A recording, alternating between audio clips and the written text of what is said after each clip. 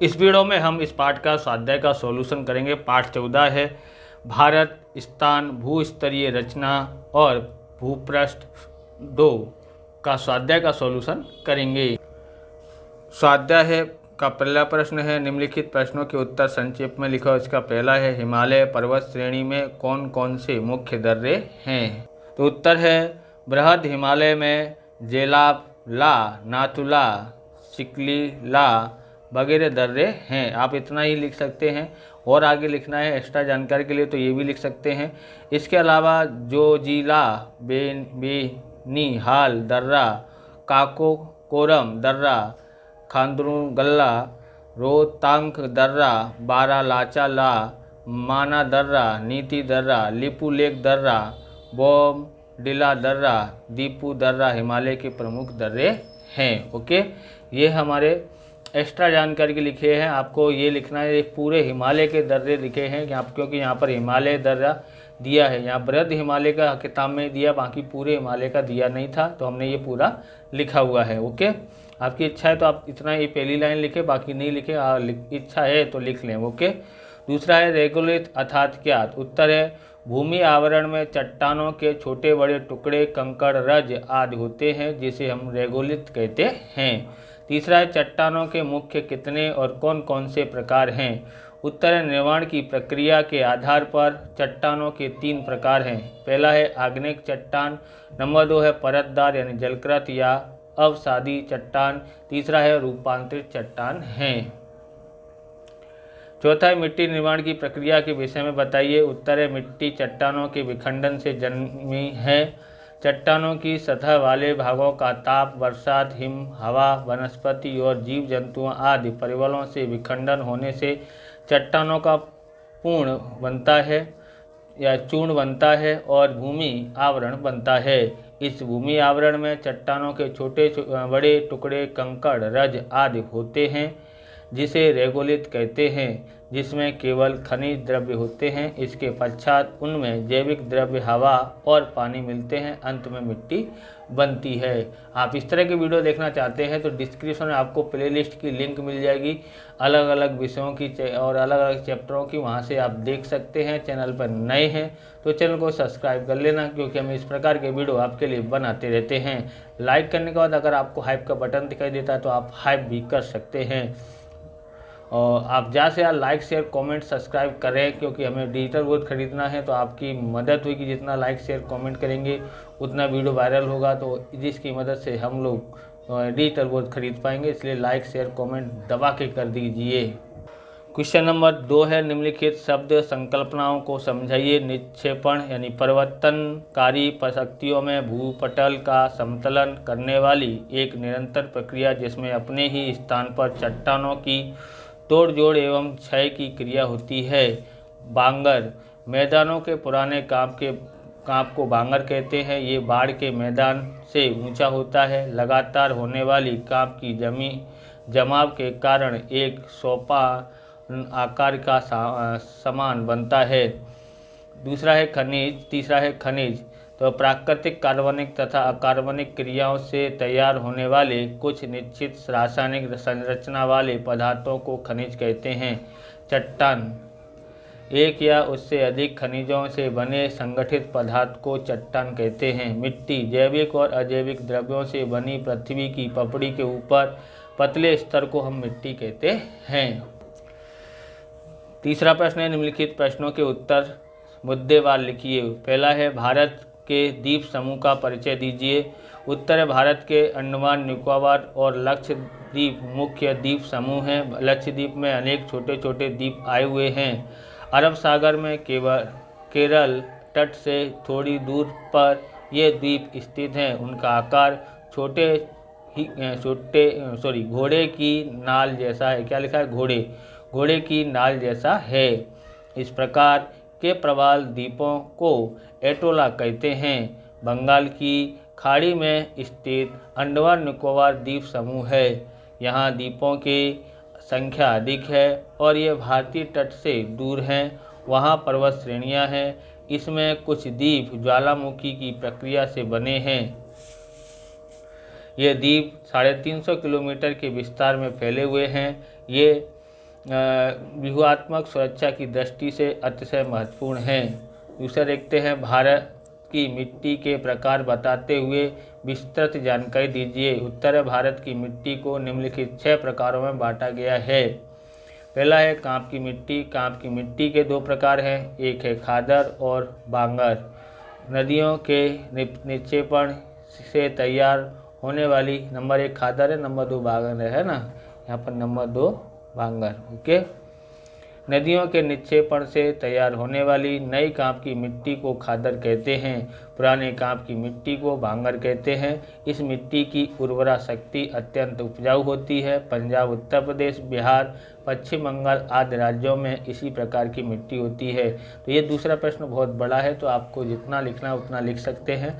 कम से कम आप 4 प्रकार तो लिखना ही, 4 से 5 प्रकार। ओके, और दूसरा प्रकार है मिट्टी का, तो काली मिट्टी। यह मिट्टी मुख्य रूप से महाराष्ट्र, पश्चिम मध्य प्रदेश, गुजरात, कर्नाटक, आंध्र प्रदेश, तेलंगाना और तमिलनाडु में पाई जाती है।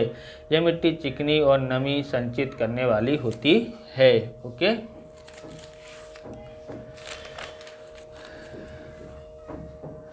यह लंबे समय तक नमी धारण करने की क्षमता रखती है। यह मिट्टी रूपांतरित चट्टानों द्वारा तैयार हुए है। यह मिट्टी कपास की फसल के लिए अधिक अनुकूल है।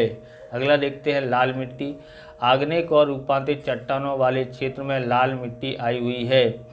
लोह तत्व और अन्य जैविक तत्वों के कारण इस जमीन का रंग लाल दिखाई देता है। यह जमीन अनुपात में छिद्रालु और उपजाऊ होती है। गोवा, तमिलनाडु, कर्नाटक, आंध्र प्रदेश, उड़ीसा और झारखंड के कई भागों में लाल मिट्टी दिखाई देती है। लेटेराइट मिट्टी देखते हैं, तो अधिक वर्षा के कारण तीव्र कटाव के परिणाम स्वरूप लेटेराइट मिट्टी बनती है। जैविक द्रव्यों का प्रमाण कम होने से ये मिट्टी कम उर्वरा शक्ति वाली है। इस मिट्टी में लोह और एल्यूमीनियम तत्व होते हैं। ऐसी मिट्टी दक्कन के पहाड़ी प्रदेशों, कर्नाटक, केरल, उड़ीसा और पूर्वोत्तर के कई भागों में पाई जाती है। पर्वतीय मिट्टी देखते हैं, यह मिट्टी रेतीली, छिद्रालु और जैविक द्रव्यों की कमी वाली होती है। ऐसी मिट्टी देश के पर्वतीय क्षेत्रों में होती है।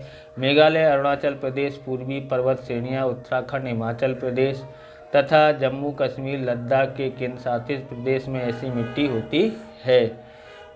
छठा है मरुस्थलीय मिट्टी। यह मिट्टी शुष्क और अर्ध शुष्क क्षेत्रों में है।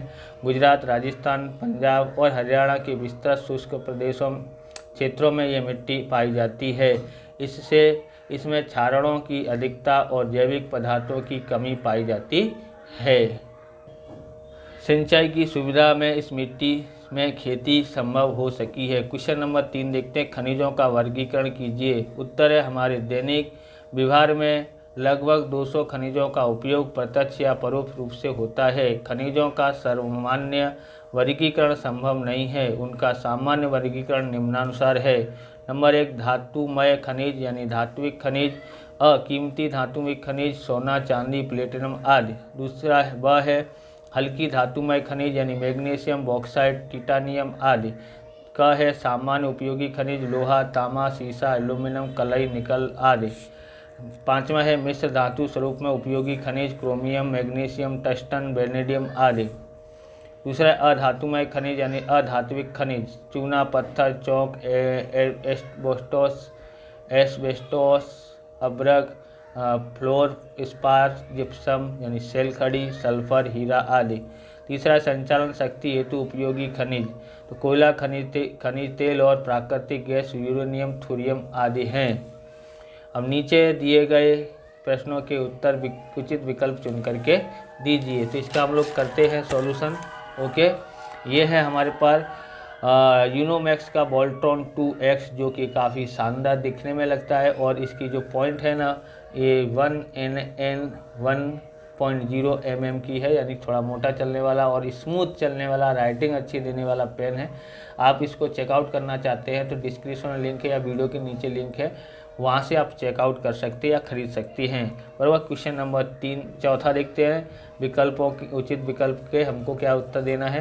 पहला है पतकोई पहाड़ी, अरुणाचल प्रदेश और लूसाई खाली जगह, तो क्या आएगा नागालैंड, मणिपुर, मिजोरम, मेघालय। तो क्या आएगा यहाँ पर ऑप्शन सी आता है, मिजोरम आता है। नंबर 2 है निम्नलिखित में से कौन कौन असत्य विधान बोल रहा है, खोजिए। तो यह है कशिश, सोना चांदी प्लेटिनम कीमती धातुमय खनिज है। ब है किन्नी, बॉक्साइट टाइटेनियम कीमती धातु खनिज है। छठा सी है ध्रुवी, टंगस्टन मैग्नीशियम और क्रोमियम आदि अधातुमय खनिज है। डी है निधि, सीसा तांबा और लोहा आदि सामान्य उपयोगी खनिज हैं। गलत कौन बोल रहा है, तो असत्य कौन विधान बोल रहा है वो बताना है, तो वो आएगा हमारा ऑप्शन सी आता है ध्रुवी, टंगस्टन मैग्नीशियम और क्रोमियम आदि अधातु खनिज है, और ये तो धातुमय खनिज है। ओके। तीसरा है सही जोड़े मिलाइए। अ और ब, परतदार चट्टान, रूपांतरित चट्टान, आग्नेय चट्टान, ग्रेनाइट, चूना पत्थर, संगमरमर, मार्बल। तो यहाँ पर देखेंगे क्या आएगा यहाँ पर, तो ये देखेंगे परतदार चट्टान। परतदार चट्टानों में से क्या प्राप्त होता है, वो है चूना पत्थर प्राप्त होता है, यानी एक का बी आता है। रूपांतरित चट्टान, रूपांतरित चट्टान में क्या कहाँ से मिलता है, तो है वो आएगा उसमें से संगमरमर मिलता है, यानी मार्बल मिलता है। आग्नेय चट्टान से हमको क्या मिलता है, आग्नेय चट्टान से हमको मिलता है ग्रेनाइट। ओके, तो यानी कि कौन सा सही है, ऑप्शन ए, एक का बी, दो का सी और तीन का ए। चौथा है निम्नलिखित में से कौन सा विधान सत्य है।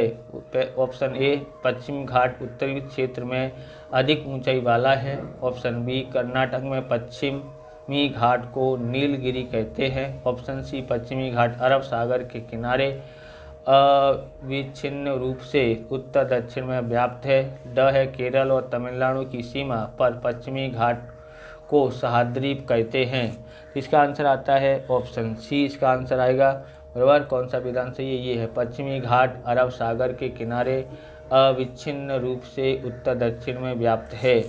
पाँचवा है अरावली और विंध्याचल के बीच कौन सा पहाड़ी प्रदेश है। Option A Chota Nagpur, option B Malwa, option C Deccan, option D Shillong. तो क्या आएगा आंसर, ऑप्शन बी इसका आंसर आता है, क्या आएगा, मालवा आता है। ओके, मालवा इसका आंसर है। इस प्रकार से ये वीडियो पूरा होता है।